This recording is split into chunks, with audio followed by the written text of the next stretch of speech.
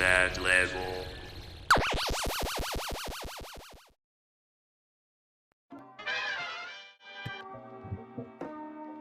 Wow, woogie boogie. Hello and welcome to the Play Level Podcast. I am your host, Pablo Man 44. It is a Monday again. We back here on Monday. I hope you guys had a great week since the last podcast. Blue Dev in the house.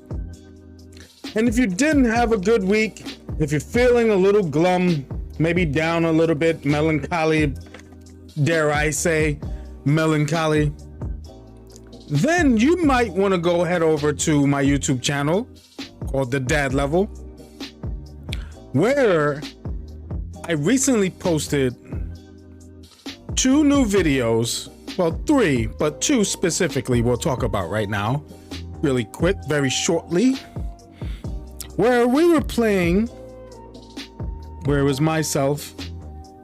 First video was myself and Halira. Shout out to Halira. Where we played a game called In Silence. And it's a horror game, multiplayer, where you must either escape or hunt the monster called the Rake. And in that video, there was lots of screams and crying, all from Halira. And it was, dare I say, should I say, quite hilarious. Never mind. I make that joke all the time. Speaking of that joke, well, the first video was awesome. It was fun. You're gonna love it. It'll brighten your day. But not as much as the second video. The second video was a result of the first video. Same game, different victim. I mean, different person I played with. I had a different partner in playing that game. And that second video is with ZZ Boy, who got all the game is not scary. She's just crying. Why are you crying? Why are you scared? The game's not scary. Took the challenge. You don't challenge me. I was like, what are you talking about? The game's not scary. You're gonna cry if you play this. The game is much scarier to play than it is to watch. And that's a fact. That's a fact with every video game that's a horror game. It's scarier to play than it is to watch.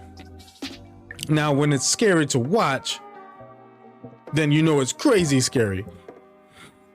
Because if you watch it and you're like, oh my God. And when you play it, forget it. You're controlling the character. All right. So he played it and with me, and you'll see the video. Please go to the Dad Level. The logo should be played. It's not playing at the bottom. Let's get that intro playing at the bottom. This is the Dad Level intro at the bottom, underneath me on the screen, underneath me.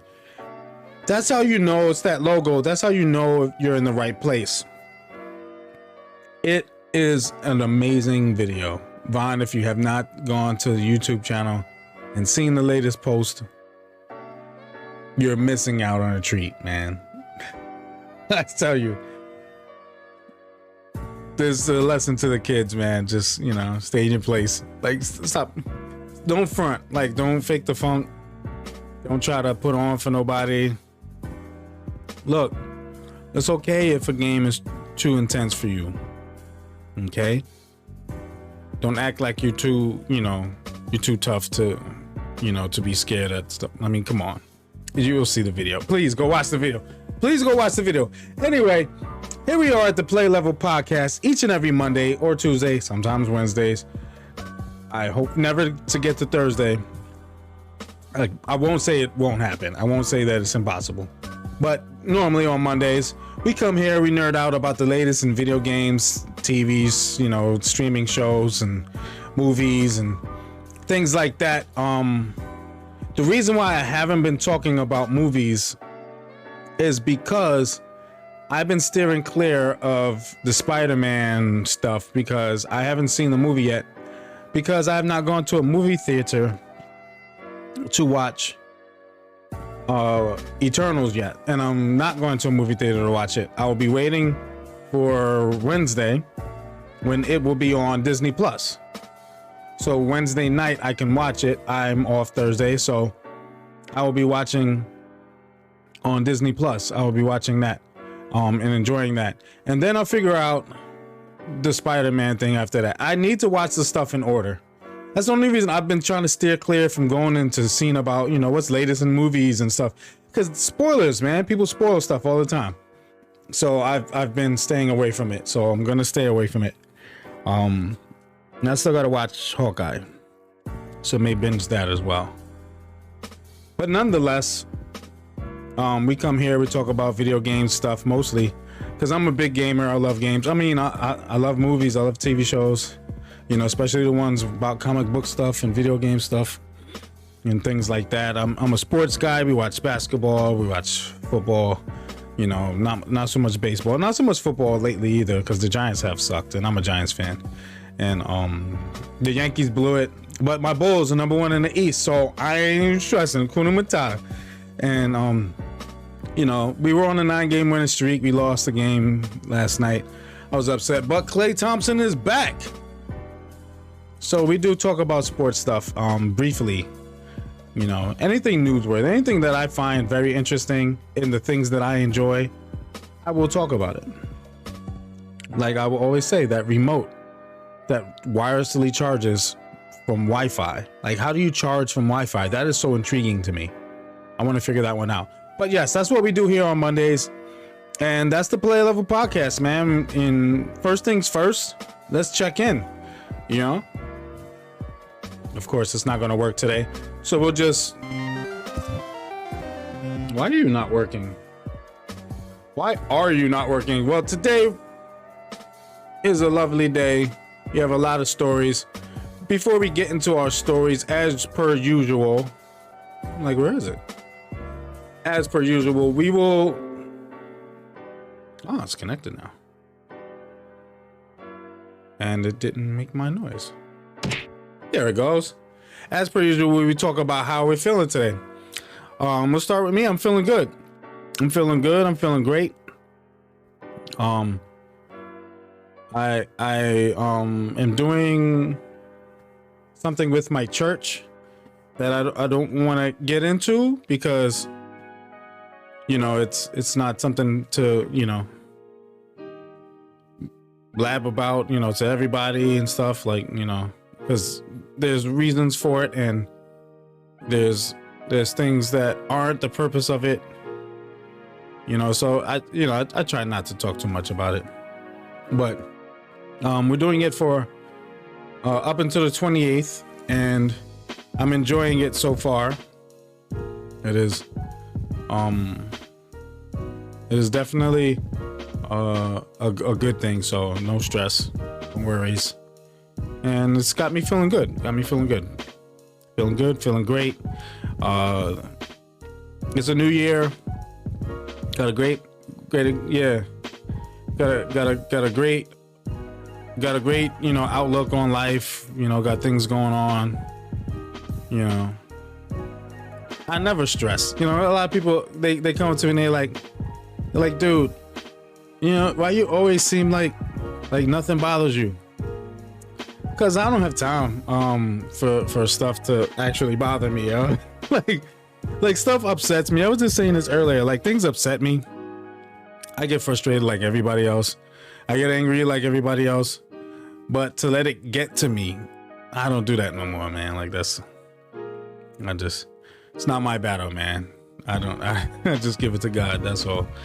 I don't have time for that. I'd rather be smiling. I'd rather be happy. You see me, go to my YouTube channel. You see me. I'd rather be laughing and smiling and having a good time and enjoying this life we get, you know, and trying my best to live it right and right by God, you know. I live in this world, but I'm not of this world. A lot of crazy things going on in this world.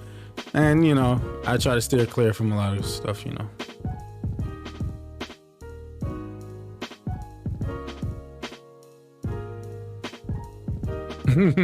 And that's how you're feeling. And you're cooking. What you're cooking?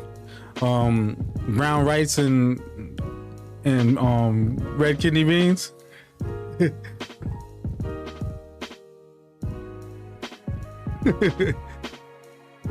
I had some blé with red kidney beans. I made onions, sauteed some spinach, tomatoes, and broccoli, and some garlic and onions, and a little sea salt, and mushrooms. Eating fungus, and I enjoyed it. The blé I put the red kidney beans, and I put some, rosemary and pepper, and I put one of these peppers. I don't know what kind of pepper it is that Milan gets. My wife, she gets these peppers that she puts in food, and they never really make the food spicy because she doesn't cut them open or anything. But I kind of cut mine open, and it made my food really spicy. But it was a good thing because the spicy stuff gives a lot of flavor without having to actually add salt and stuff. So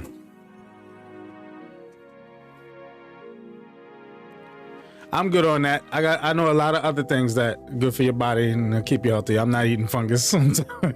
You stole my pepper? I used one of your peppers, yes. Why did you steal my pepper? Why did you steal my draw?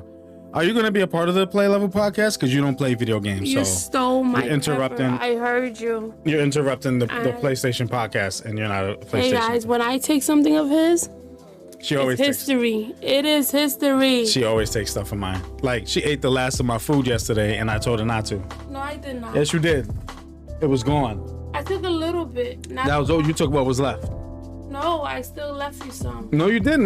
The pot was empty. I put it in the sink. I walked over there and I put it in the sink. I'm like, oh, it's empty? Really? You put it in the bowl. I put the last of my blé in the bowl. You ate that too? Oh, you talking about the my vegetables? Oh yeah, no, but I told you. Oh my goodness. Can't have nothing. But thank God I told you not to. Cause then it was one pepper. You took my pepper. And those things, you have them in there for like months. No, I just bought it. You miss blé? Then buy some. It cooks just like rice. Who's that? I'll tell you the recipe. I'll show you how to cook it. It's easy. Yeah, Vaughn, yeah. He had Sabrina cooking. Yeah, no, she didn't make blé. She made brown rice. Exactly. But it's cooked the same way. It's cooked just like rice. It's mad easy. Why am I so dark? I know you was born that way. Taco. Anyway, let's move on. What have we been playing for the past week? Oh, I tell you what I've been playing for the past week. A lot of Genshin Impact, but in silence. That is the mainstay right there, in silence. You gotta check out the YouTube channel, man. Go to the dad level. Go to YouTube, type in the search box, the dad level. I now am the first thing that pops up. I don't have a lot of followers. It's not like I'm like subscribers. I don't have like 1 million subscribers. I don't even have 100 subscribers yet. But that's where you people come in. You come help me out. I mean, don't mean you people like that, but you know,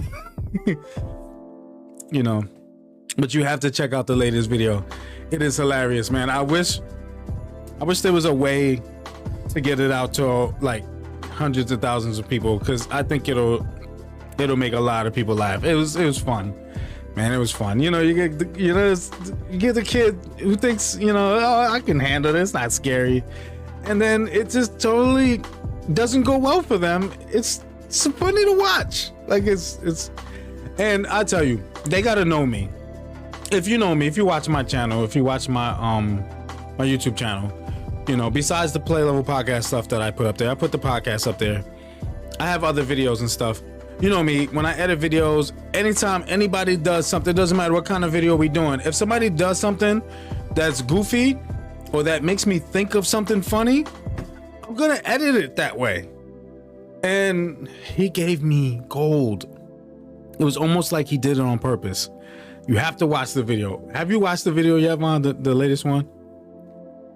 Episode 2 of In Silence? You have to watch it, man. First episode was Halira.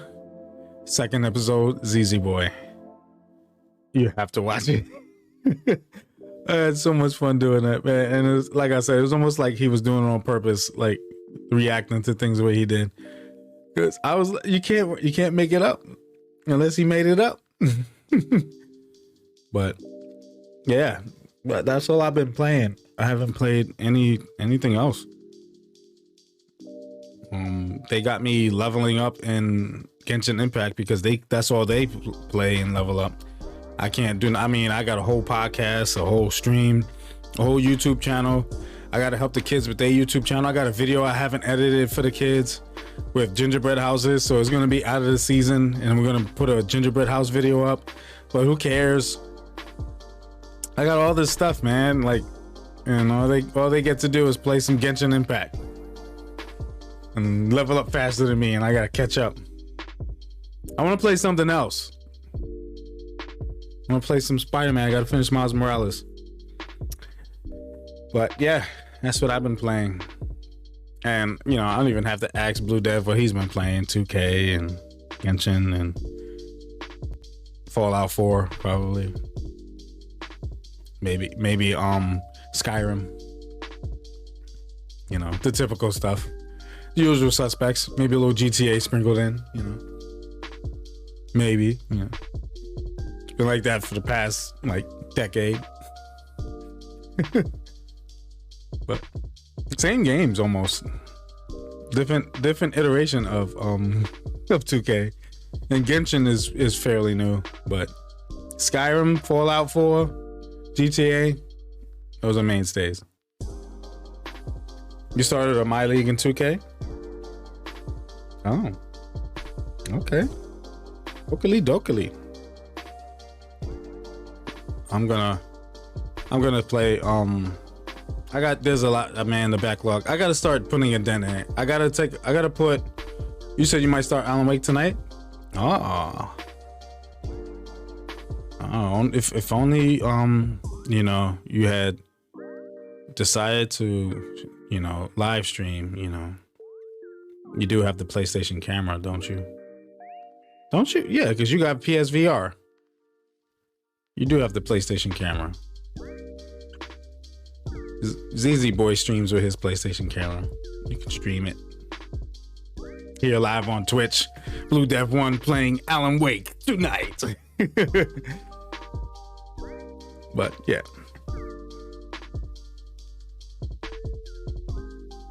Yeah. Yeah, I believe so. I've done it. I believe you can. I believe you can live stream playing VR. I believe so. Don't quote me. Because actually, yeah, because I've done it. Well, you can use the camera. You're not playing the game in VR, so yeah. It's not a VR camera. It's the PlayStation camera.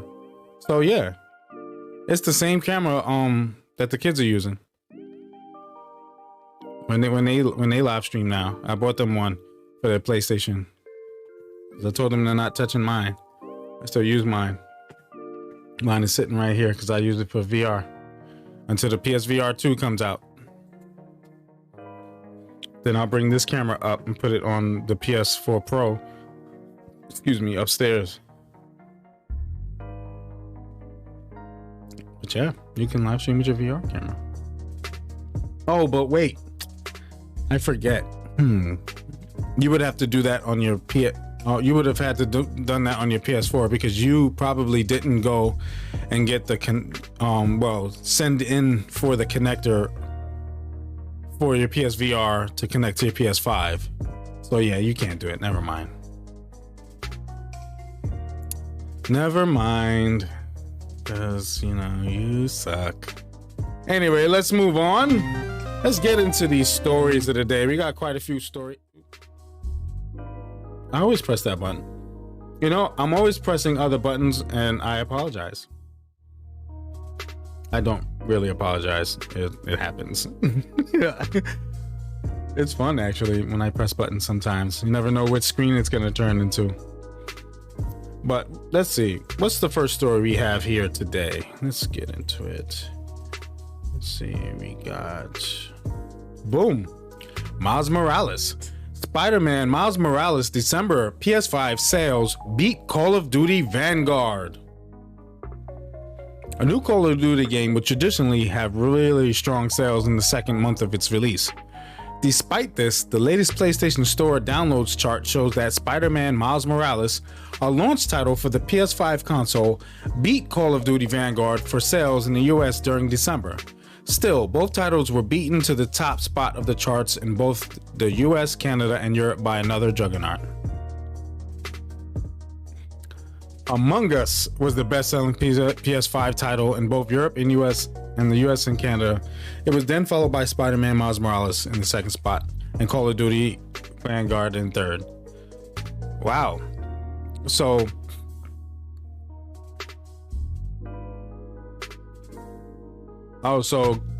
Five Nights at Freddy was number 4, and seventh in Europe, 4th in US and Canada, 7th in Europe.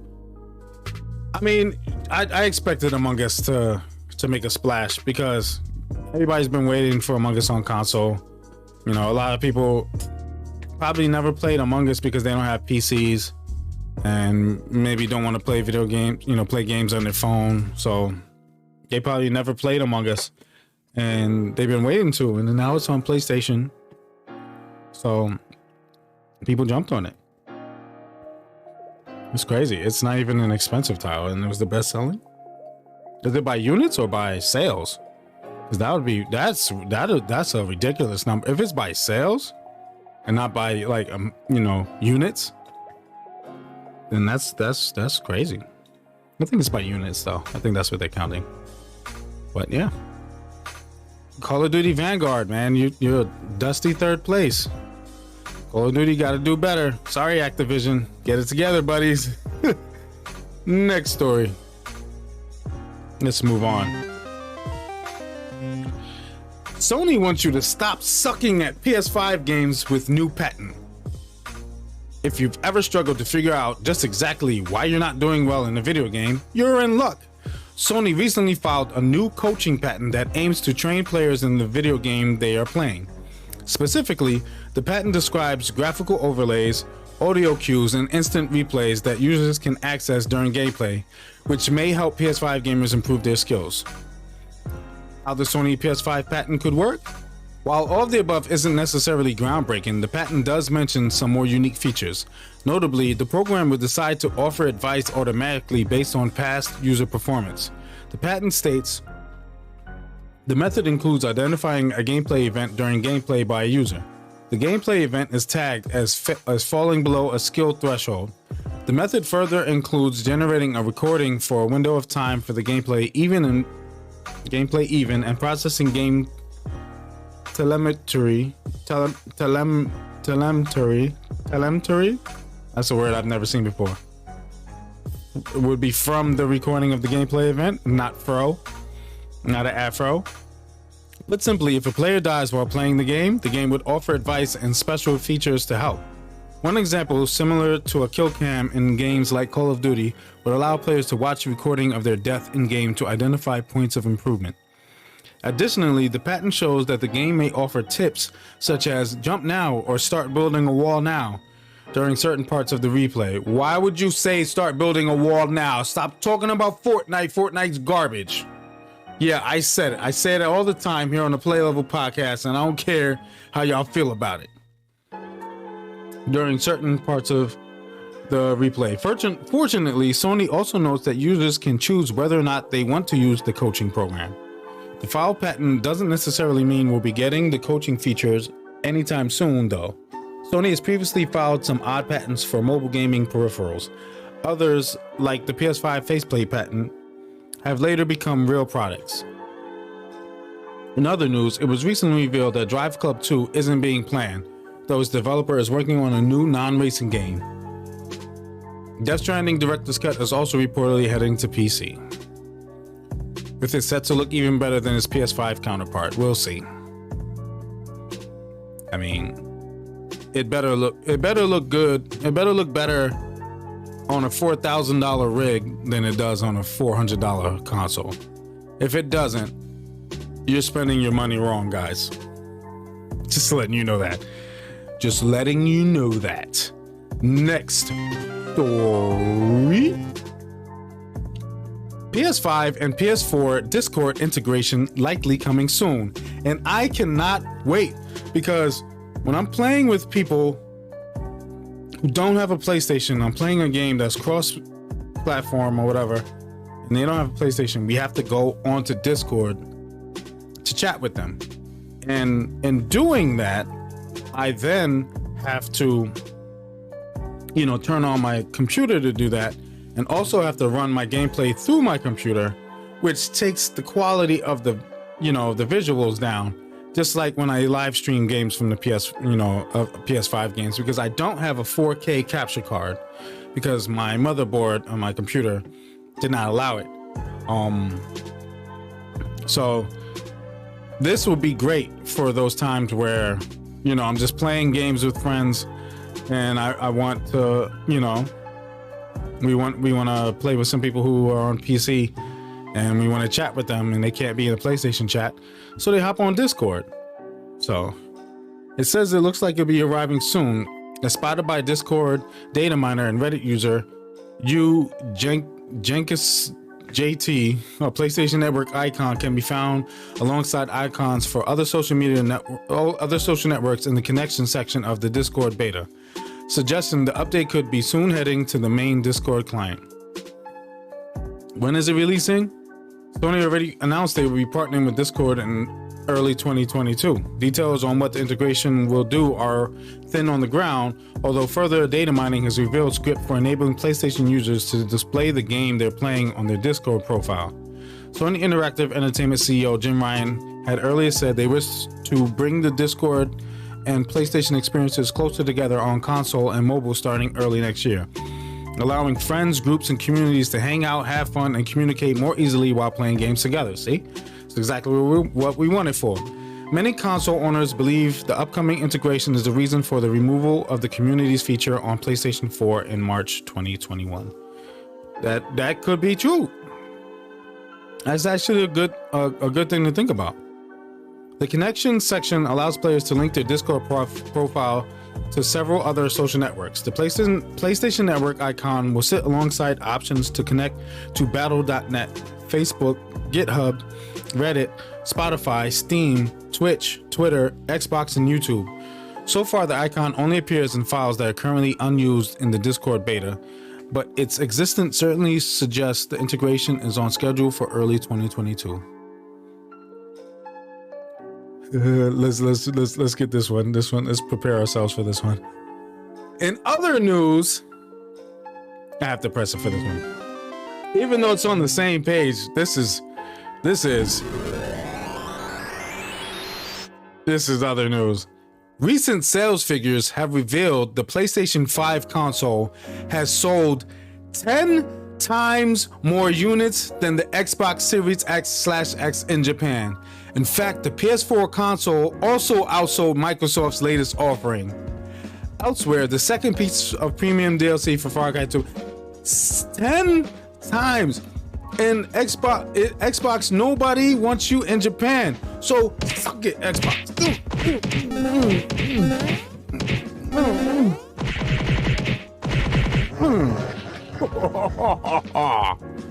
I'm sorry, I get trigger happy pressing the buttons. I go a little crazy. Man, 10 times? So for every 10 Xboxes, there are 100 PlayStations. So if there's 20 Xboxes, there's 200 PlayStations.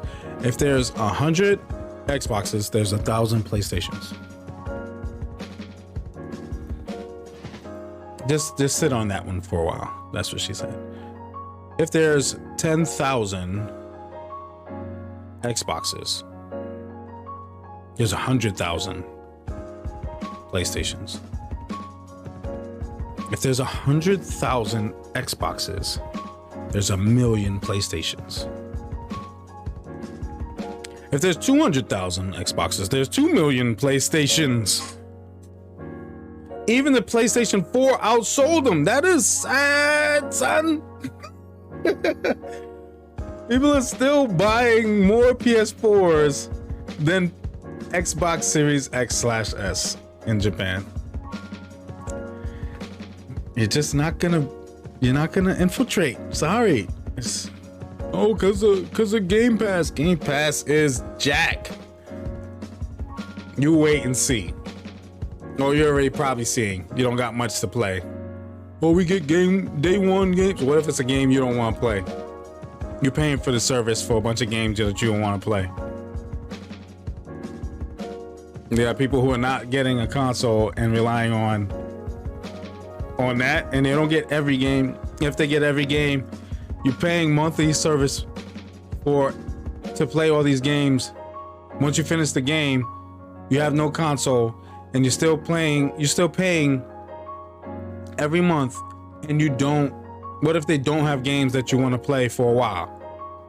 Because it is Xbox, and their exclusives are janky.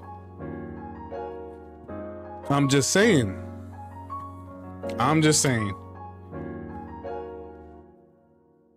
All I want from PlayStation, I don't care for a competitor for Game Pass. All I want is PlayStation Now and PlayStation Plus to come together, since I'm paying for that anyway, and have an app for mobile devices, so I can play them on the go on my phone. Especially since I have controllers and stuff that I can hook up. You know, I have different controllers, and I have this for my DualShock 4. I bought one for ZZ Boy. I got one for myself for me to hook my phone to it. And if there was a PlayStation Now / Plus game, app on there, and I can play like God of War on my phone, like while I'm sitting somewhere chilling, that would be awesome. So I hope they're making that happen. There is something in the works. We don't know if it's that, but we'll see. Next story. When will the PS5 finally get 1440p and VRR support? I don't know. The PS5 is still waiting on two major additions: variable refresh rate, that's VRR, and 1440p support. Sony has been relatively quiet on this front, despite the console having the potential to unlock both. And with even the Xbox One boasting such features, PS5 owners are impatiently awaiting the firmware update that will introduce them. So when are they coming to the PS5, and when will the console's owners be left when will it be coming to the PS5, and will the console's owners be left waiting for much longer? Fortunately, there seems to be a glimmer of hope on the horizon. Sony's CES 2022 presentation didn't come with an announcement of the next PS5 system update, though it did offer some insight as to when the console's owners can expect it. During the event, Sony unveiled its upcoming lineup of TVs, which YouTuber HDTV Test reports will support VRR at launch, that will also coincide with VRR support being added to the PS5. The update will reportedly be releasing in the spring, and it would make sense for that firmware update to also unlock 1440p support. The PS5 actually currently supports both, but has yet to unlock either feature. As such, it seems likely that Sony is holding back until it can also simultaneously market its own TVs that come with VRR support. Given that this firmware update will apparently unlock the VRR feature, it's certainly in the realms of possibility that it will also unlock 1440p. So what will they do exactly? The variable refresh rate will essentially make your PS5 game smoother, given that they will adjust the refresh rate of your display to match the in-game frame rate. And the refresh rate of a display is if the refresh rate of a display is not synchronized to your console's frame rate, screen tearing can occur. You'll notice the image sticking in places, causing an uneven image. VRR removes this issue by having your display and console work meet one another. So if your frame rate dips in game, your display will match it. On the other hand, 1440p support will be ideal for those using a monitor to play their PS5 games. Given that monitors usually boast higher refresh rates than TVs and can therefore support higher frame rates, they're the display of choice for many gamers. While predominantly associating with PC gaming, many also hook up their PS5 to one, which is a problem for those with the 1440p display. Currently, the PS5 outputs 1080p to 1440p displays, meaning that those using monitors with that resolution are missing out. Hopefully, both VRR and 1440p support will be added in this allegedly imminent update. With it reportedly set to launch in the spring, PS5 owners will be waiting at least 3 months for it to make its way to the console. I mean, we waited this long. You can keep waiting. A couple months, few months, whatever. Be alright. You got stuff to hold us, you know. It sucks that it's not here already. It didn't come out already. They're not supporting it already. But, you know. A lot of people most people don't have a 1440p gaming monitor hooked up to the PS5s. A lot of people still have, you know, the regular TVs and stuff, and it's not really affecting them, you know. It's for like a minority of people who own these things that, you know, they're waiting for the support for. So anyway, moving forward. Gotta keep it moving forward, never looking back. Moving PlayStation Studios game is like Metal Gear Solid and Splinter Cell.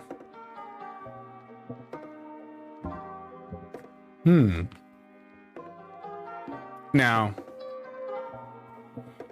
a rumor has started spreading of a new game that is in development at PlayStation Studios. Renowned PlayStation leaker Tidux claims PlayStation Studios are working on an exclusive action stealth open world game that will be similar in style to Metal Gear Solid 5 and Splinter Cell. Oh yeah. When will the PlayStation Studios game be revealed? The rumor was corroborated by business analyst Roberto Serrano, who predicts the reveal will be this year, possibly during one of PlayStation's big events like State of Play or even PlayStation Experience. Admittedly, Serrano is quite hit and miss with his insider predictions, but a PlayStation event will be the one most befitting the reveal of a PlayStation exclusive game. A State of Play show is rumored to be taking place in early February, but Tidux predicts this will solely be to show off Horizon Forbidden West before its release on February 18th. No more details will be revealed by Tidux before the game is revealed, as I don't want to ruin the reveal. So far, he has described the title as an exclusive action stealth open world game, where Metal Gear Solid 5 meets Splinter Cell, and you can approach the mission however you want, guns blazing or never seen. Tidux is a bit more reliable with his insider information, having predicted the first Assassin's Creed Valhalla gameplay reveal amongst others. As always though, take the rumors with a grain of salt. Yeah, we know that. Oh, pinch of salt, sorry. Other news, I think we talked. Oh, wait. When did this come out? When was this story? This was a few days ago, right? It's just on the 4th. This was after the Play Level podcast last aired. I believe I still have that song. I believe it's somewhere on my external hard drive. I think I'd have to look. I would hope. You know, all those memories. But yeah, I think I did. I'm trying to think. Did I? Yeah, I think I did claim all the PlayStation Plus games already. I gotta make sure I do that. I don't want to forget. Next story. Rumor mill, baby. Quantic Dream is working on a humorous medieval fantasy game. That'll be funny. Another day, another rumor, but this one comes from reliable leaker account NGT Video Games Chronicle, who most recently leaked screenshots of Quantic Dream's Star Wars Eclipse before it was officially revealed. They claim that there are 2 Quantic Dream games in the works, Star Wars Eclipse and a humor-based medieval fantasy title. The new Quantic Dream game is based on a PS4 tech demo. Remember The Dark Sorcerer? It was a tech demo created by Quantic Dream for the PS4. Watch the clip below to refresh your memory. We're not going to watch that clip. According to Account NGT, the mystery game is in development at Quantic Dream's Paris studio, which houses the developer's core team. It'll reportedly be more advanced than Star Wars Eclipse, whatever that means, and will be a cross-gen title headed to consoles and PC. Its non-linear narrative is being written by, you guessed it, David Cage. Quantic Dream's second AAA project, based on the Dark Sorcerer demo, humor-based game, core team in Paris, more advanced than Star Wars Eclipse, cross-gen... Oh yeah, that's the tweet. As with Star Wars Eclipse, rumor has it that Quantic Dream is having a hard time recruiting developers following its fall from grace that saw the studio accused of misconduct and fostering a toxic work environment. Quantic Dream lost one lawsuit against a former employee, and although it won another lawsuit, it was only on the basis of a technicality. Regardless of what happened in court, developers are reportedly reluctant to work with Cage. Opinion: Quantic Dream games need to evolve. Zarmina writes, Quantic Dream reminds me a lot of Telltale Games in that it has produced some really memorable games, but it's in dire need of an evolution. Additionally, two simultaneous projects might not work out well for the company if recent reports of the Star Wars Eclipse troubled development are true. Nevertheless, I'm intrigued and will have my eyes peeled for this one. In other news, yeah, we talked about the state of play. And yeah, hopefully they get stuff together, man. Because all these companies with all this misconduct, man, like, come on, man. You're making video games have a bad rep, man. What's all the misconduct for?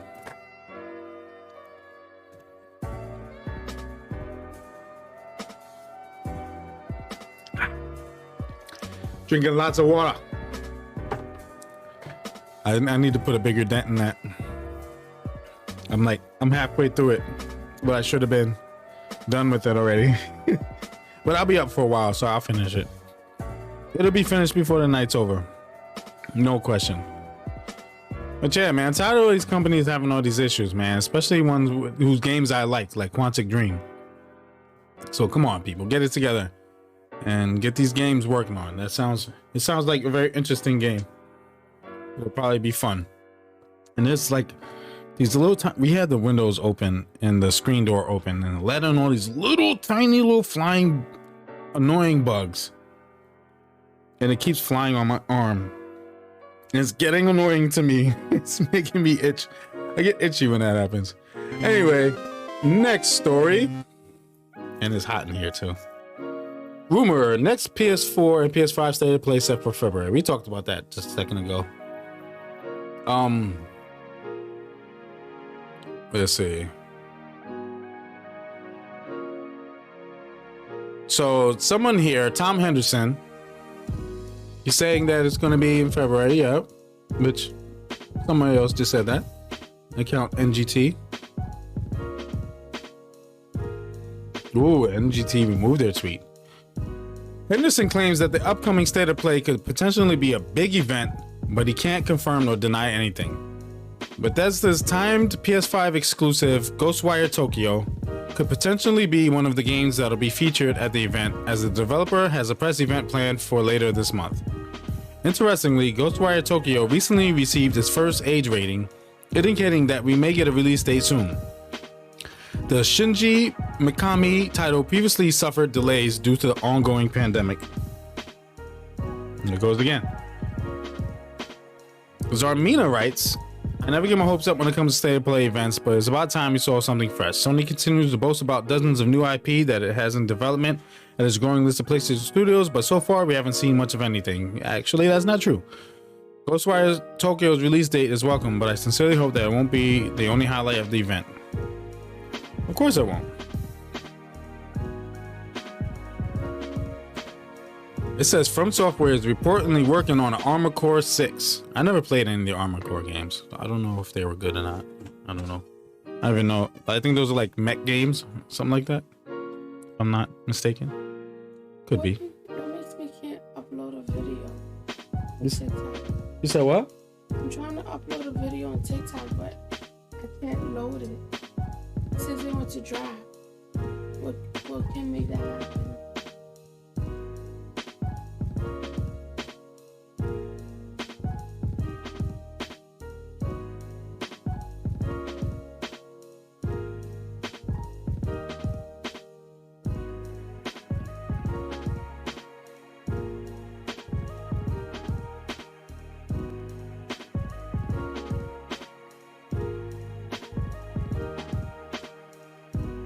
I'm in the middle of my podcast. But I'm not gonna lose it.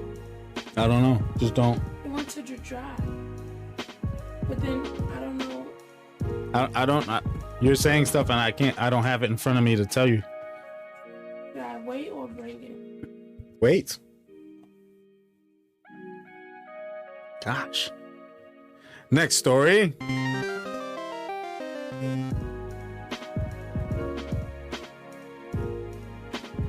The PSVR 2 will be PS5 exclusive. No PS4 launch, which I expect. Anyone who didn't expect this, you're like delusional. Because they're trying to do some groundbreaking stuff. They're trying to make it like next gen VR. You know? And you can't do that putting it on old hardware. It just doesn't have the capabilities, doesn't have the power, doesn't have the you know, the beef. You need the beef. So just stick with your old PSVR if you don't have a PS5, if you're, you know, still a good VR, still some good games to play, you know.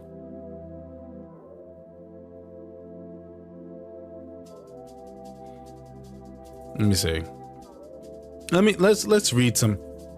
We understand that, you know, we talked about the PSVR, didn't have any release date or anything, or how much it'll be. They didn't even show the headset, but you know, maybe next month. You know, they're talking about the state of play. They can't skip over PSVR 2. But let's hear this. This guy named Paul. Great name. Sounds like he's not a great person. Says the original PSVR was a mess. It was not a mess. I hate people who like, I don't get it. Did you play anything on PSVR? How could you call that a mess? It was so much fun. It still is so much fun. I hate when people talk like that, man. Like, but an impressive mess. Then it was just it was impressive. It wasn't a mess. It felt like there was no way virtual reality should work on the underpowered PS4, and in a way, it didn't. Everything looked like it was covered in Vaseline, and there were so many wires coming out of it that I felt like you're being hooked up to a back tank. There was 2 wires coming from it. Like, that's not that serious. If that's the problem that you had with it, like you probably cut the crust off your PB&J. You have your mommy do it. You know what I'm saying? And the games look like they're covered in Vaseline. What did you play, yo? What did you play? Yes, it was very fun. But Sony making... Why does this keep doing that? But Sony making that thing work as well as it did, considering the technological drawbacks, was a true achievement. And considering that the PS5 was presumably built with eventual VR functionality in mind, things should be much more smoother with the PSVR tuning. Sony has a habit of dropping its peripherals and accessories almost as quickly as it launches them. And while the PSVR had a better shelf life than most, it still never really competed with the heavy hitters in the PC space. I don't understand that. Okay, Resident Evil 7 wasn't on their playlist. Neither was Blood and Truth. You know, they didn't play certain games. You know. Hopefully, with the added technical power of the PS5, the PSVR 2 sticks around for a lot longer. Hopefully, you stop being such a cotton-headed ninny-mungans. Next story, before I get that loser.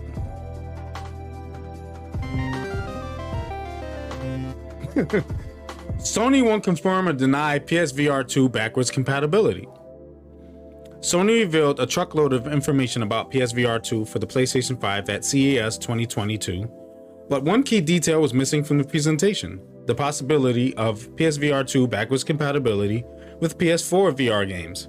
While we know PSVR 2 is PS5 exclusive, everyone's understandably wondering if it'll be backwards compatible with the existing library of games on the new hardware. That is a good question. Unfortunately, Sony is neither confirming nor denying anything. A PR representative has reportedly told Axios' Steven Totillo that the company has nothing to announce at this time. Will PSVR 2 backwards compatibility be a launch feature? Backwards compatibility has been a hotly debated topic in recent years. Sony infamously held the stance that players buy new hardware to play new games, whereas Microsoft embraced backwards compatibility. I did buy my PS5 to play PS5 games. And if you're gonna have me play a PS4 game, I want it enhanced for the PS5, and I don't mind re-downloading it. I didn't buy my PS5 to play PS1 games. PS1 games, PS2 games, PS3 games, all that stuff on the PS5 is good in theory. Like, oh, I can go back and play some of these games that I really loved. But it wasn't a deal breaker for me to have it or not have it. Because ultimately, I want to play something that looks like I couldn't imagine. Like, it looks like reality. Because that's what I'm expecting from next gen hardware every year, every generation that comes out. I'm expecting you to show me something that looks like reality. And it's so close now. Like, games look so real, like so real. And that's what I want to see. You know, I get nostalgic, I throw in my PS3. I throw in my PS2. Get on my PS1. You know? That's what I do. So, but it would be nice if the PSVR games were backwards compatible, because then I could still play the games that I had. I mean, PS5 plays PS4 games, so PSVR 2 should play PSVR games, you know. But if it doesn't, it doesn't, man. If they got some crazy new experiences, I'm not gonna really miss the old ones, you know. I'm gonna want to see what's next, what's new, how good they look, how well they play, the new functionality with the adaptive triggers and haptic feedbacks and stuff on the new, you know, Sense controllers. So PSVR Sense controllers. Or PSVR 2 Sense controllers, I guess. That's where I'm at with that. I don't know. People get too caught up in backwards compatibility. It's not that big of a deal for me either way, because I can still do it on my old consoles. Horizon Call of the Mountain is a PSVR 2 exclusive starring Aloy. Told you we got a lot of PSVR 2 news here. Guerrilla Games and Firesprite Games jointly announced Horizon Call of the Mountain for the PSVR 2, a spin-off from the Horizon series of games. The new title plans to take advantage of the recently revealed PSVR 2's immersive technology. Sony also released a short trailer showcasing in-game graphics. Additionally, Guerrilla Games director Jan Bart Van Beek offered some insight into the game's story and protagonist, which will be a brand new character, although Aloy is still set to make an appearance. What is Horizon Call of the Mountain? It is PlayStation VR 2's Horizon Zero Dawn. It is Horizon for PSVR 2. I can't wait for this, because this, you know, the haptic feedback, they're gonna have a vibrating headset, eye tracking. Eye tracking's crazy. Horizon Call of the Mountain was built from the ground up for the PSVR 2. As such, the game will utilize the PSVR 2 as well as the new Sense controllers, which are those Orb controllers. So I can't wait to see what those things are capable of. Furthermore, while Call of the Mountain will feature its own unique protagonist, players will also get to meet Aloy and other familiar faces from the Horizon series. However, fans will have to wait a little longer for more information on the main character. In the meantime, you can check out the official teaser on YouTube, because I'm not watching it here. There's no release date for any of this stuff, but if you've seen the video of it, it looks really good, and I can't imagine how great it's gonna look like actually playing. That's gonna be super fun. And the tall neck, imagine being in VR and seeing the tall neck, like looking up and the tall neck is walking past you. Psst, that's gonna be crazy, yo. I can't wait. So, looking forward to that. Next story. Got a few more to go, guys. We got about 7 more to go. More PSVR news. Half-Life Alyx PSVR 2 release rumor is making the rounds. Rumor has it that Sony and Valve have discussed Half-Life Alyx's release for the PlayStation VR 2, as soon as Sony detailed the upcoming device and announced Horizon Call of the Mountain last week. there was talk of Half-Life Alyx PSVR 2, with many wondering if Horizon will be able to set the bar as high as Valve did with its VR killer app. Known insider Nick Baker, who goes by Special Nick on Twitter, told his followers that Sony and Valve have already worked out a deal for the title. Nick tweets, Special Nick. I like the way he spells special. Special. From what I've been told, they have. Not sure when it's happening though. I thought this was one of those open secrets. So, Half-Life Alyx, I think it won awards. It's supposed to be a really good game.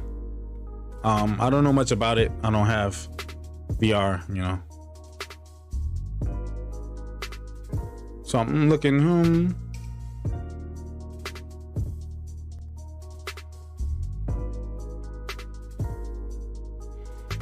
Yeah, it has a limited audience because not a lot of people have the VR. Like for real, like it's expensive. That other VR, like the Oculus and all that stuff, or the Meta, you know, that would be nice. Some more heavy hitter games for PSVR 2. Something, you know, more to try. I'm with it. If it's a fun game, it's crazy. It looks kind of crazy here. A shooter, that'd probably be fun. All right, let's continue on. The Last of Us remake rumored to be one of Naughty Dog's projects. Naughty Dog's co-president Neil Druckmann appeared briefly during Sony's CES presentation to confirm the studio has multiple game projects in development and they're dying to share them with us. According to renowned leaker Tom Henderson, a common rumor is one of those projects is the remake of The Last of Us 2, of The Last of Us. It's expected to be releasing the second half of 2022. It's in development for the PS5. This is the first time we've been told a remake of the game as its first service. Yeah, yeah. That'd be nice. Ooh, The Last of Us 2 Director's Cut. There's no details on this one at the moment. The Last of Us multiplayer project. The developer confirmed its existence last year, but pleaded with fans for more time to work on the project before its official reveal. Yeah, so you know, not much news on not much new news on any of that stuff, but you know, hopefully we get to know release dates and stuff. If this PlayStation event next month isn't just Horizon Forbidden West focused, if it talks about it and then gets into a bunch of new stuff, that'd be awesome, man. Like, give us some release dates for things, show us the PSVR 2 headset and stuff, you know, with the Sense controllers next to it. You know, hook us up, man. Hook us up. You know, that would be nice for my birthday month. That'd be pretty cool. So we'll see, especially if it's like around my birthday that they do it. It wouldn't be on my birthday, but you know, around my birthday is nice. But, yeah. Next story. New South Park game teased for PS5 with multiplayer modes. A new South Park game is in development, seemingly for consoles and PC. As spotted by Coming Soon, the game's existence was revealed through a job advert for a lead level designer at Question, the developer behind puzzle title The Magic Circle, and co-op survival horror The Blackout Club, and it will be their biggest title yet. Why the new South Park game could have multiplayer? The job listing asks for the candidate to ideally have experience with console development on any modern system, such as PS5, PS4, and the other ones, or PC. It sounds like the game will be targeting those platforms, although nothing has been confirmed. The new video game set in the world of South Park will be built on Unreal Engine 4 and will seemingly feature some form of multiplayer, seeing as the candidate must have either shipped a multiplayer game as a senior level designer or have a similar experience. Unreal Engine 4 though. Come on, let's get on this Unreal Engine 5, man. Little else is known about the game right now, although South Park creators Trey Parker and Matt Stone had already revealed they were creating a 3D video game that is set in the world of South Park at an unknown developer. We're assuming these are the same game. If Question seems like an odd choice of studio on the surface, their team is made up of ex-AAA developers who have worked on projects like South Park: The Stick of Truth and South Park: Fractured But Whole previously, so the team has the pedigree to do justice to the project. Other titles the team has worked on include Thief, Deadly Shadows, Bioshock, Bioshock 2, Bioshock Infinite, and Dishonored. Okay, in other news, for Horizon Forbidden West will have improved side quests and a minimalist HUD, minimalist HUD when compared to Horizon Zero Dawn.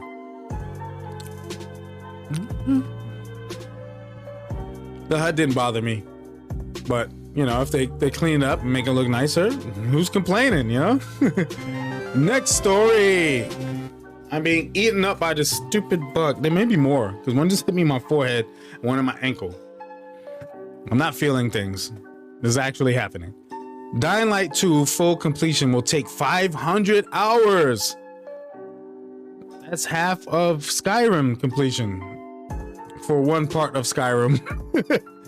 Techland took to Twitter over the weekend to claim that it'll take players roughly 500 hours to fully complete Dying Light 2 Stay Human. The developer gushed that this is equivalent to taking a walk from Warsaw, Poland to Madrid, Spain, but ended up receiving mixed reactions.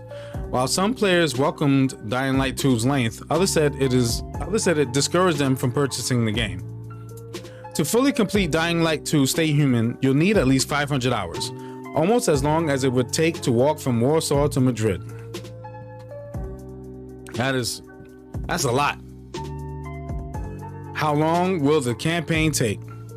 Techland didn't provide an estimate for Dying Light 2 campaign's length, but in response to some of the negative reactions to its tweet, the developer said that those who simply want to finish the story alongside exploring the world and doing a couple of side quests will be able to do this in less than 100 hours.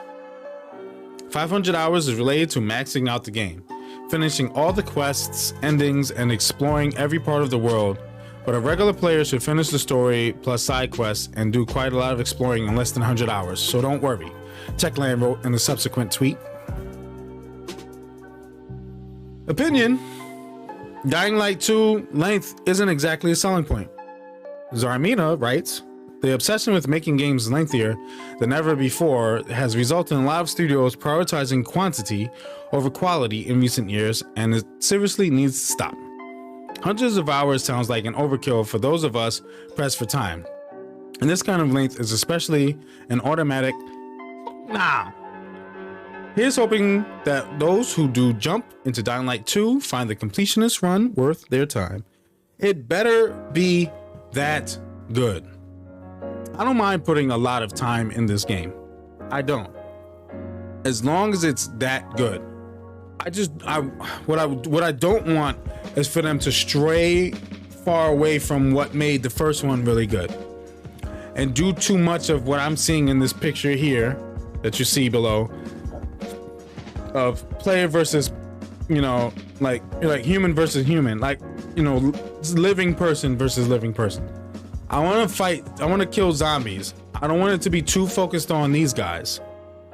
I know there's gonna be these guys, there's a whole like thing with factions or whatever. I think it's factions, you can say factions, you know, but I don't want it to get into that too much. I want to be able to go through and have to kill a lot of zombies. You know, that's what I'd rather be fighting, you know, mindless zombies who are just trying to eat my flesh, and I want to destroy them with weird weapons, you know, not over the top weird like how what is it, Dead Island was, games like that was, but you know, stuff crafted out of random things like Dying Light first one was, and that was so fun. I love that game. So, but that is a lot of time it's gonna take. 500 hours, that's a little cray cray. Next story. Next story is a sad one for most people. Sad one for me, because I enjoy this. I'm a gamer, so when gaming events get canceled, it hurts. E3 2022 Expo was canceled. Future of event left uncertain. That sucks, man. They just brought it back. The ESA, Entertainment Software Association, has canceled this year's E3 2022 in-person event. This means that the industry event will be fully online just like last year's E3 2021. While the ESA brought up concerns with the recent Omicron COVID-19 variant as the main reason, some other insider reports indicate that the trade group had actually made the decision as early as fall 2021.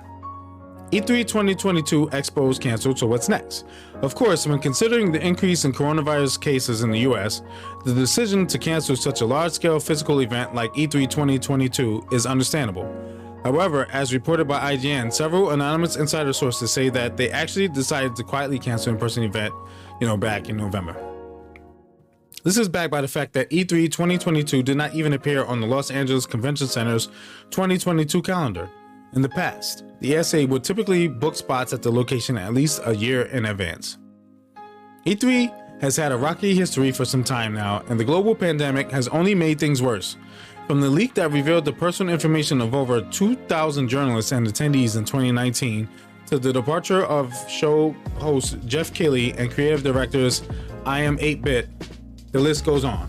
E3 has also been having somewhat of an identity crisis as of late, boasting of a reimagined event in 2021 while later backtracking on plans to paywall parts of the expo. Why would you paywall it? Even more worrying, the ESA has yet to confirm any details about the digital side of E3 2022. As if to rub salt to the wound, Keighley also confirmed that his own Summer Game Fest would return in 2022, just hours after E3's cancellation announcement. And he did that on purpose. And I like Jeff Keighley's Summer Game Fest. It's pretty fun. Summer Game Fest returns summer 2022. In other news, Sony recently revealed the PSVR. We know that. But that sucks, man. E3 getting canceled, a physical event. But it's okay as long as they do it digitally. They just gotta do it right. Like, give us a good show. Like, make it worthwhile. PlayStation's not gonna be there. We know that. They're never there. They may be at Summer Game Fest though. So they were last time. But yeah, so that's a bummer to most people, man. But you gotta take COVID seriously, man. People are dying, people getting sick. We want to try to stop the spread, man, and get this thing under control. So, yeah, E3 is kind of trash, but it's still fun to watch. New stuff be revealed. I'm a big gaming nerd. I want to hear the stuff. I want to see the stuff. Except for the Xbox conference, we only laugh at that after it bombs. State of Play is the new thing, yes. And the summer Game Fest, Jeff Keighley hosted. The Summer Game Fest was awesome. PlayStation had a big showing there, so they may show up again. Especially if they're getting this PSVR 2 out this year, which I think is happening. But we'll stay tuned. Let's not start counting the days just yet. But there's a lot of rumors circulating that it might be this year that the PSVR 2 drops, especially if they talk in Half-Life Alyx PSVR 2 port. But we'll see. Next story. A new Matrix game must have these things. The Matrix Resurrections movie released to theaters and HBO Max subscribers on December 22nd. And it had a few things to say about the video game industry in its meta-analysis of how creatives are treated in ruthlessly capitalistic industries such as video games and movies. But between this movie, Keanu Reeves asked Neo's apparent dumbfoundedness at the lack of a new Matrix video game and the recent tech demo of Matrix Awakens, we got to thinking, what things should a new game in the universe have in it? What should it have in it?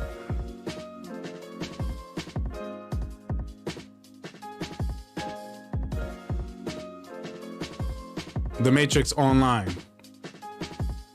Yep. Bullet time. Bullet time. Must have bullet time. Of course. Boss fights. Yes, big, massive boss fights. The Matrix NFT avatars? No. No. No, don't have that. Guns, lots of guns, yes. Have that.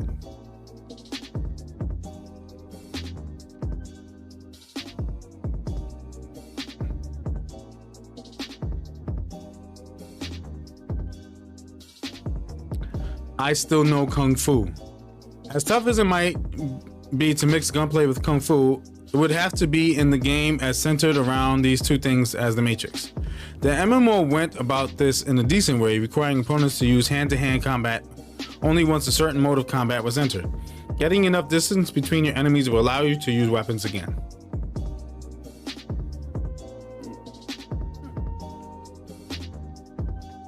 Residual self-image. Whenever anyone enters the Matrix, they are digitally represented by their RSI, or residual self-image. Basically, how you feel you should look is exactly how you show up once you're jacked in. If reality is simulated after all, then it should be easy to and quick to change up your appearance. The Matrix Online had a decent character creator, but of course some combinations were likely limited by gender or some other factor. We can't go back to look and see what options there were because the game shut down in 2009. But a robust character generator is a necessity in a world where you can digitally be whatever you want to be. Oh yeah, that's gonna open up a whole open world with environmental destruction. Pretty much, it needs that. That's it. That's 7 to 7. So it needs those things, and it needs to be open world with environmental destruction. But yes, guns, lots of guns, and bullet time, and you know, what was it? Path of Neo? That was my jam. I love that game. I wanna revisit that game. I wanna play that again. I'll probably get into. I think I have it still. I have to look to see if it's in that box. Because the kids did touch some of my PlayStation games, and I'm hoping that that's not one of them that got lost in the sauce. Because that would be upsetting, because there's no way to get that game right now. And if somebody's selling it, they're probably selling it for a crazy price. Anyway, last but not least, Sega might drop its NFT plans if there's backlash. Sega has indicated that it'll put its plans for gaming NFTs on hold if they aren't well received by its community. In a recent management meeting transcribed by Tweaktown, Sega's management cited backlash received by companies like Ubisoft and Square Enix, with CEO Haruki Satomi stating that he'd like to avoid such a scenario. Why are they cautious about NFTs? Besides negative reactions from players, Sega is concerned about how gaming NFTs will be perceived by Japanese regulatory authorities, and if they'll fit into its vision of constantly creating forever captivating. We need to carefully assess many things. I'm not going to read all this. Look, I don't want to have to pay for digital money in a game to buy stuff. I want to unlock stuff the old school way by playing the game and unlocking stuff. You know, I don't want to have to pay to unlock stuff. That's annoying, because if I don't want to drop $50 on virtual currency to buy, you know, a new character or some character skins and things like that. That's ridiculous to me. I'm already paying for the game, even if the game is free to play. Like, you put out a free to play game so that I can spend way more than I would if you just put out a game and made me pay for it. I'd rather you make me pay for the game, you know, and give me everything for free, because you're going to come out with a lot of stuff. And I may have spent, let's say I spend $40 on, you know, content for the game, you know, cosmetic stuff and whatnot. And then 6 months later, you drop some new crazy ones and I got to buy more. I'd rather you drop the crazy ones and I already paid for the game and I get to download this new crazy stuff, or have to, you know, unlock it, you know, with missions and stuff in the game and quests, whatever. I'd rather that. I'm tired of this NFT stuff. Like, it's annoying, man. It's annoying, to be real. You wanna do something? Do something about the fact that digital games cost the same as physical copies, even though there's no need for stocking it in warehouses or manufacturing the disc. You're not paying for the disc, and you're just paying for the digital game that's being put on a disc anyway. So it should be less. Whatever the difference is in cost to produce the disc version as opposed to having it just digital should be deducted from the price, and we pay less money, even if it's $2 less. I want that $2 off because I'm not buying the disc. You know, you're telling me I'm paying for convenience, then I'll just go buy the disc, and it won't be that much of an inconvenience to take the disc out, put a new disc in. Come on, man, we had to blow the cartridges back in the day. You know, I'm okay with swapping discs. You know, now you want to do something, do that for us. Anyway, let's look into ESPN. Let's get some sports stuff going on here. The NBA scoreboard. Currently, in overtime, the Celtics lead the Pacers 100-98 with 2.5 seconds left in the game. I'm going to bring this over here. And I'm going to go here. And I'm going to see if I can see that last section of this game.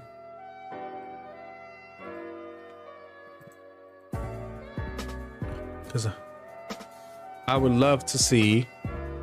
Okay, so now it's a 3-point. Oh, no, the game's over. I wanted to see the last. So he hits the free throw. They have 2.5 seconds left. Did they have timeouts? They did not have timeouts. Oh, that's how they lost the game, with no question. Throw a ball down, he throws it out, and game over. Oh. That escalated quickly. No. No other games going on right now. Cavs and Kings. The Nets and the Trailblazers are playing right now. Oh, okay. Come on. Go back.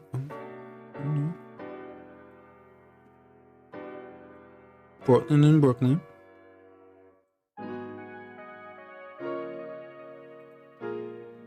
That game is 10-14. Clay return was dope. Yesterday, watched the return of Klay Thompson for the Golden State Warriors, and he tomahawked jammed over Sabonis, and I think it was Sabonis was there, and I forgot the other guy's name, the one with the weird face. He needs to grow a mustache because the Abraham Lincoln beard is like it's not the joint. But he tomahawked it over him. He hit a few 3-pointers.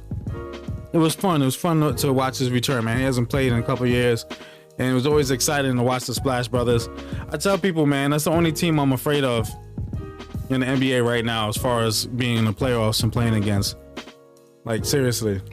I say that, you know, not because I expect the Bulls to be contending for a championship this year. I just think we're playing really great basketball. The chemistry is at a point where you would believe that these guys have already played a couple of years together, but they didn't. And, you know, we're doing very well. And, you know, we number one in the East. But, yes, DeMar DeRozan, yes, he's number one in backcourt players. Right? Or he's yeah, I think he's number one. Yeah, Curry's crazier. Of course Curry's crazier. But yeah, I mean, watching the Warriors play, man, now getting Klay Thompson back, when they get full healthy, it's going to be scary. You know, by the time playoffs roll around, you know, I think we can take any other team in a playoff series. No question. You know, I'm not, you know, being cocky, but I think we have great chances against any other team, yo. But the Warriors, though, in the 7-game series, yo, I don't see anybody beating that team, yo. Curry is 2,600,000 votes, and Luka is second with 700. It's crazy how Klay Thompson has more votes than a lot of players who've been playing and cooking. And it was his first game yesterday.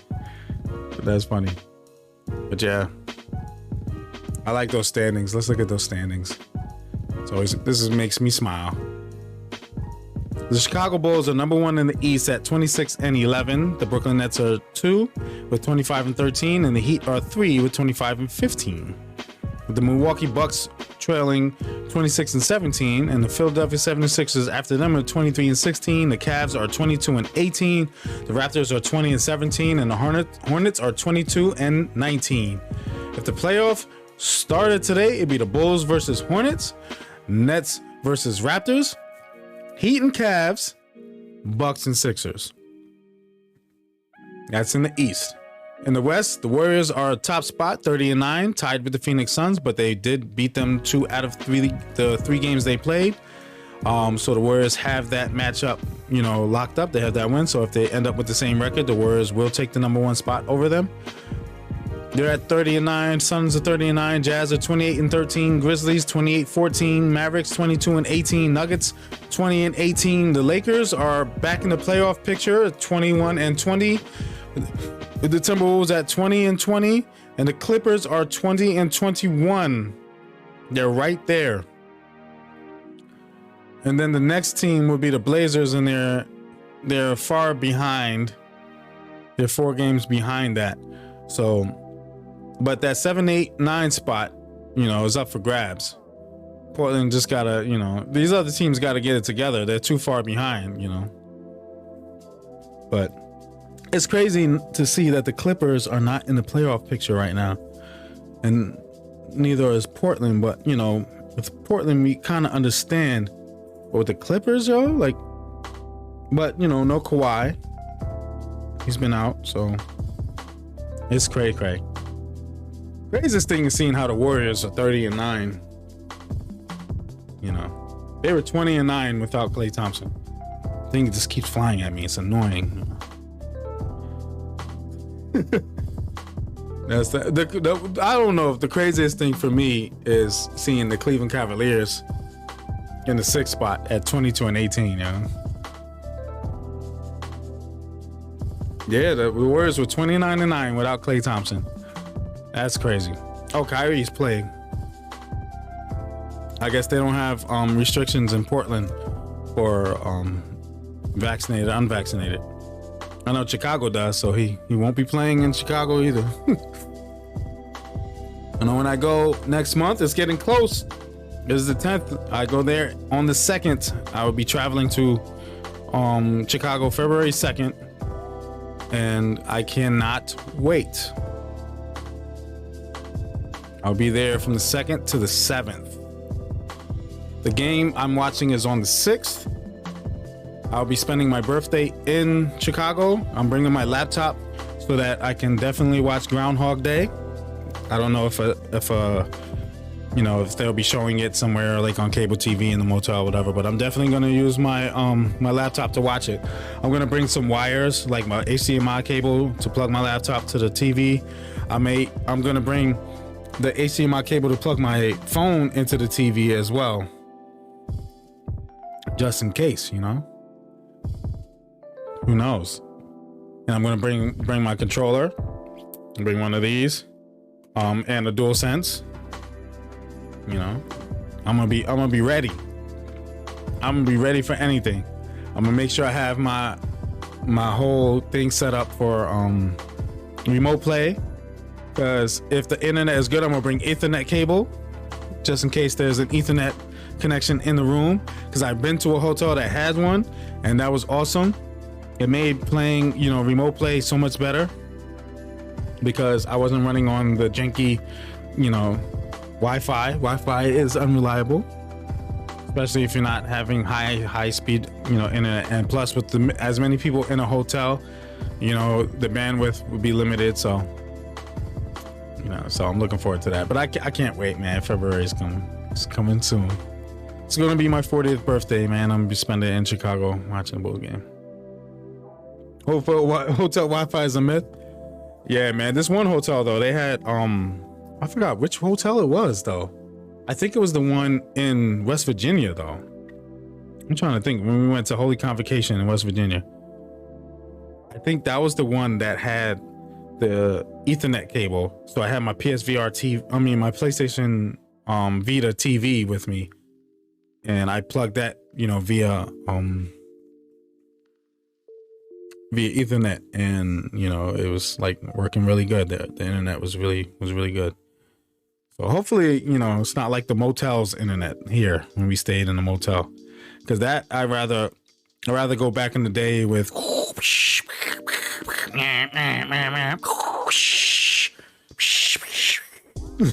that internet.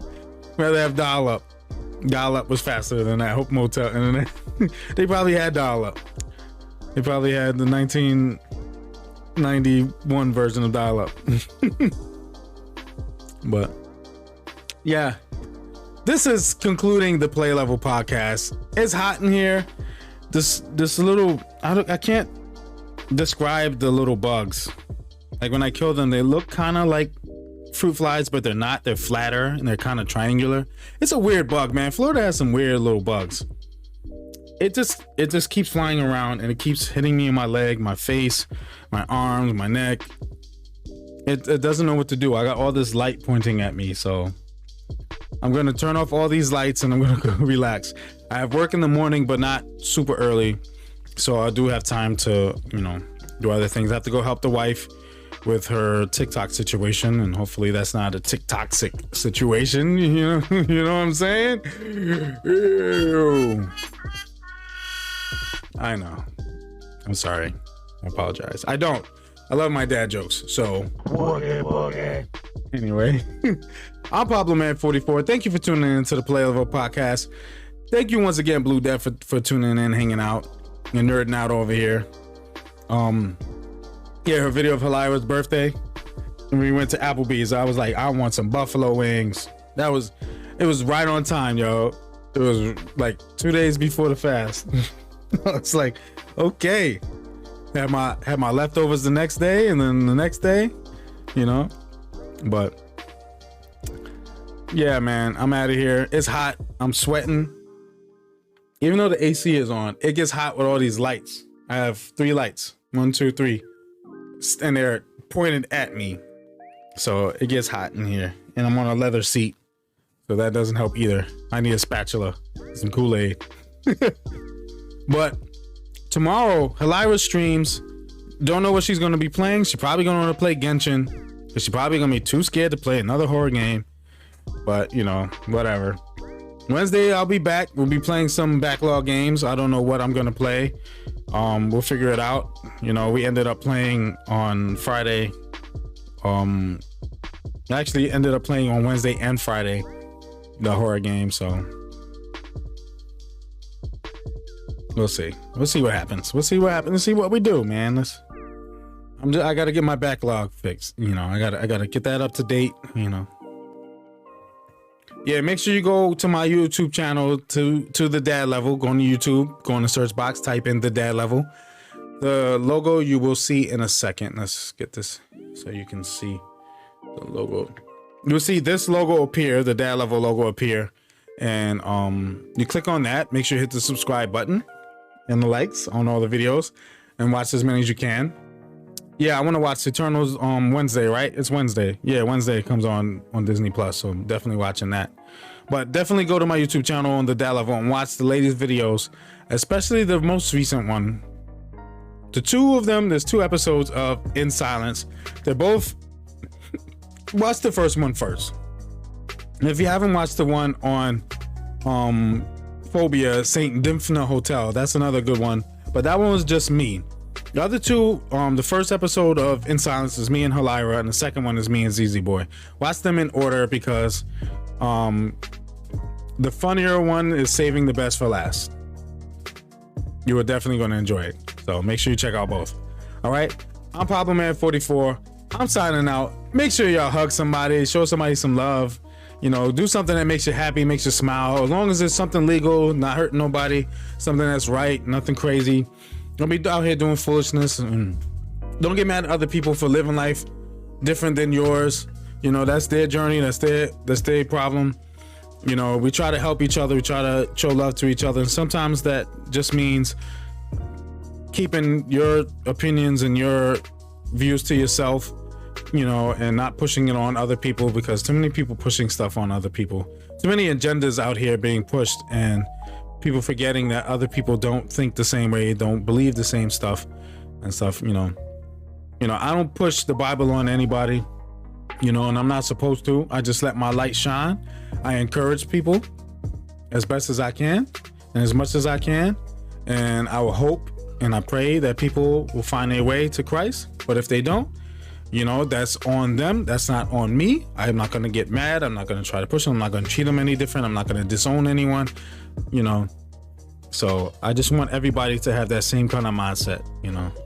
Let's just show each other love, and let's live life right. Right? As I always say, peace and love, y'all. I'm out. This is classic. It's classic. The peace sign ain't peace. Because we need more peace. Too many people like fighting and so much gang violence and people robbing and stealing, doing. That's not peaceful, man. There's no happiness in that for either parties. Let's get some more peace, man. Peace out, y'all. I'll catch y'all on the next one. Wednesday, I'll be back. All right? I'm out. Peace.